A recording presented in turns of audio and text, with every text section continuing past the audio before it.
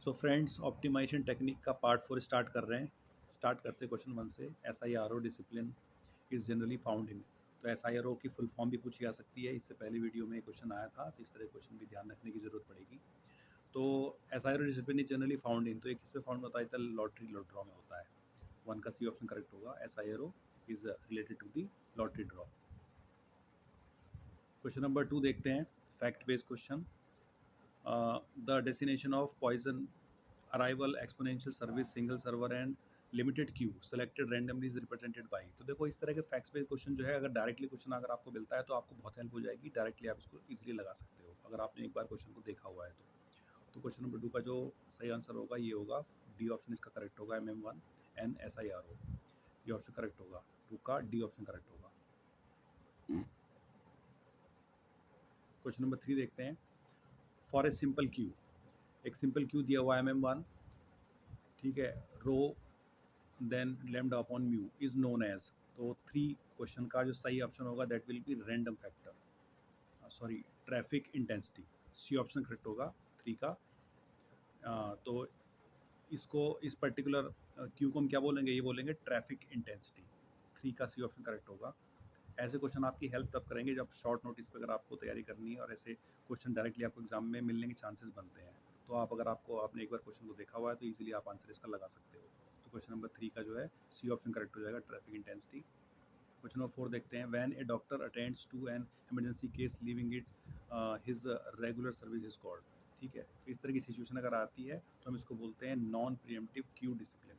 देखो, प्रिएम्प्टिव है, एक नॉन प्रिएम्प्टिव होती है। प्रिएम्प्टिव का मतलब होता है कि ज़बरदस्ती उसको फोर्सफुली हटाया जाए, और नॉन प्रिएम्प्टिव होता है कि वो खुद अपनी मर्जी से हट जाए। तो डॉक्टर जो है खुद अपने विलिंगनेस से जा रहे हैं तो इसको नॉन प्रिएम्प्टिव केस में लेके आएंगे। तो नॉन प्रिएम्प्टिव क्यू डिसिप्लिन में आएगा ये। 4 का डी ऑप्शन करेक्ट होता है।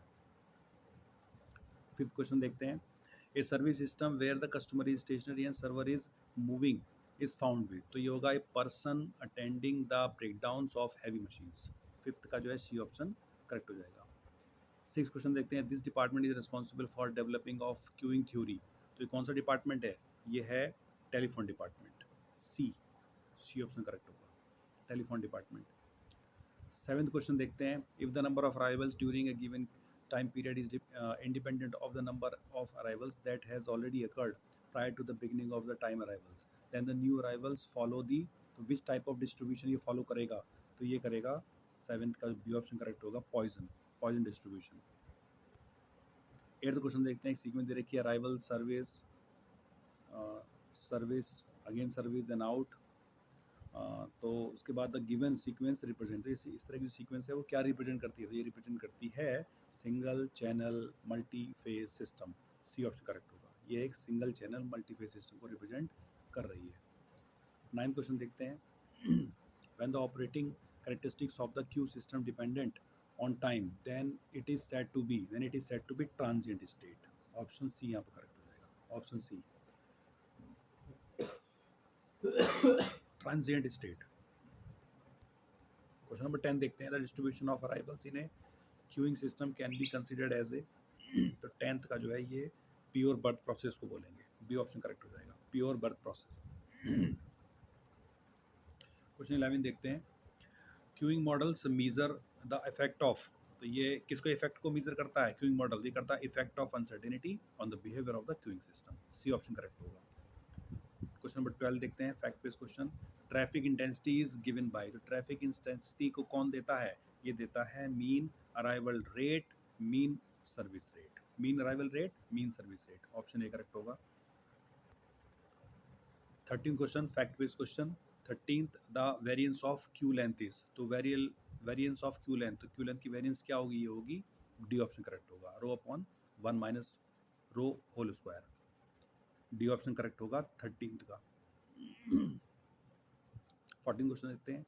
इन क्यू डेजिग्नेशन ABS फंक्शन दे रखा है DF that what does S represent. तो यहाँ पर S क्या रिप्रेजेंट कर रहा है? तो यहाँ पर S रिप्रेजेंट कर रहा है अराइवल पैटर्न। अराइवल पैटर्न को रिप्रेजेंट कर रहा है कौन? S। Fact based question again 15 का क्वेश्चन का आंसर क्या होगा? In a single queuing model the waiting time in the system is given by. तो वेटिंग टाइम सिस्टम में क्या होता है? तो फॉर्मूला याद रखना है। Fact based question, A option correct होगा 15 का ए। ठीक है, waiting time in a system, queuing model में वेटिंग टाइम। फर्स्ट 15 का ए ऑप्शन करेक्ट होगा।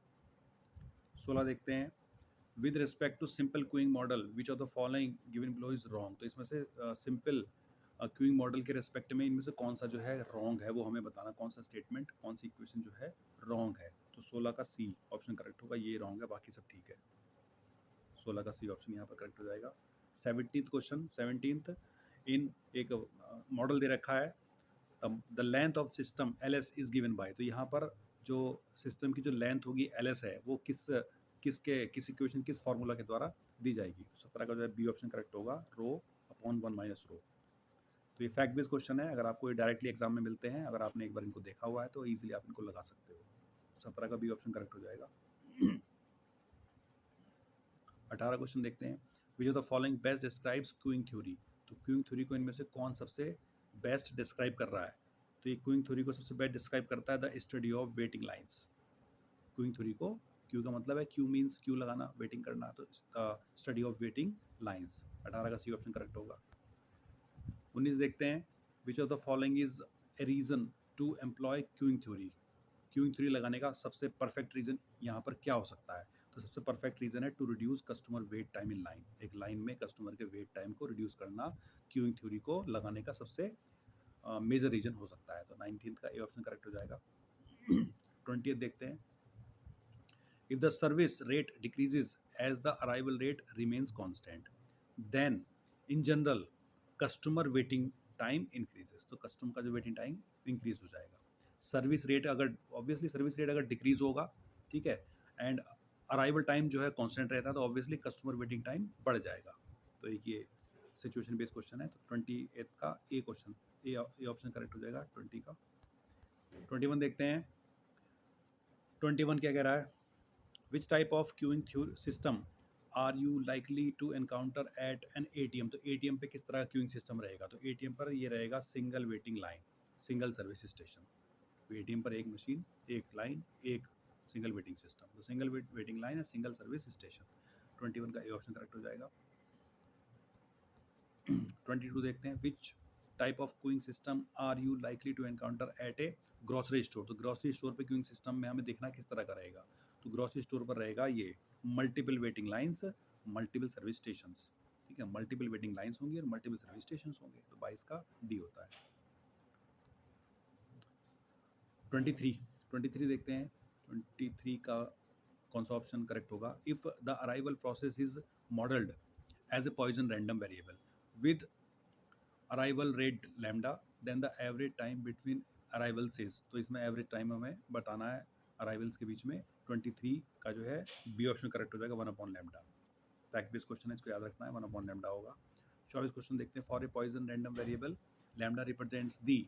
तो क्या रिप्रेजेंट करता है, number of arrivals per time period. तो ये करता है number of arrivals per average number of arrivals per time period, average number of arrivals per time period. 24 का जो है सी ऑप्शन करेक्ट हो जाएगा। 25 देखते हैं, a Poisson distribution shape can be described as a skewed to the right. 25 का C option correct होगा, skewed to the right. 25 का सी ऑप्शन करेक्ट हो जाएगा। 26 देखते हैं, if the number of arrivals in a time period follow a Poisson distribution with mean lambda, then the inter arrival times follow a. तो किसको follow करेगा, distribution, which type of distribution with mean this. तो 26 question का जो option होगा that will be exponential. तो distribution होगा और मीन होगा 1 अपॉन लैम्डा। तो डी ऑप्शन करेक्ट होगा, एक्सपोनेंशियल डिस्ट्रीब्यूशन होगा और मीन होगा 1 अपॉन लैम्डा। 26 का डी ऑप्शन करेक्ट हो जाएगा। 27 देखते हैं, times between two successive request arriving called the. तो इसको बोलते हैं 27 का A option inter arrival time. 27 का ए ऑप्शन करेक्ट हो जाएगा। 28 देखते हैं, 28 one of the most widely used exponential distribution is called a Poisson distribution. सबसे पहले होता है, इसको बोलते हैं पॉइजन डिस्ट्रीब्यूशन। 29 क्वेश्चन देखते हैं, 29 question, customer behaviour in which he moves from one queue to another in a multiple channel situation is। तो इसको बोलते हैं 29th का सी ऑप्शन करेक्ट है, इसी को बोलते हैं jockeying. Moves from one queue to the another in a multiple channel station. ये पहले भी क्वेश्चन आ चुका है। मल्टीपल चैनल स्टेशन में एक क्यू से दूसरी क्यू में जंप करना चाह रहा है तो उसको बोलेंगे जॉकिंग। 29 का सी ऑप्शन करेक्ट हो जाएगा। 30th क्वेश्चन देखते हैं।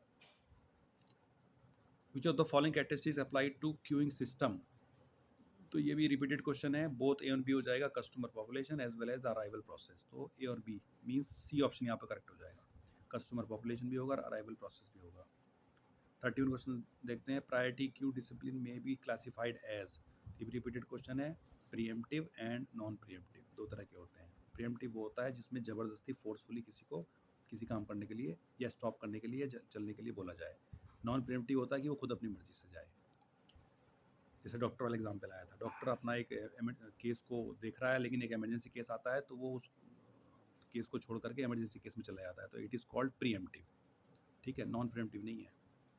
31 का सी ऑप्शन करेक्ट हो जाएगा। 32 देखते हैं। The calling population is assume to be infinite when. Calling population infinite assume की जाएगी कब? तो 32 का ए ऑप्शन करेक्ट हो जाएगा। When arrivals are independent of each other. जब अराइवल्स एक दूसरे के इंडिपेंडेंट हो गए। 32 का ए ऑप्शन करेक्ट हो जाएगा। तो फ्रेंड्स इस तरह से करके हमने 32 क्वेश्चन डिस्कस कर लिए हैं। तो अभी के लिए चलते हैं। Thank you so much. Bye bye.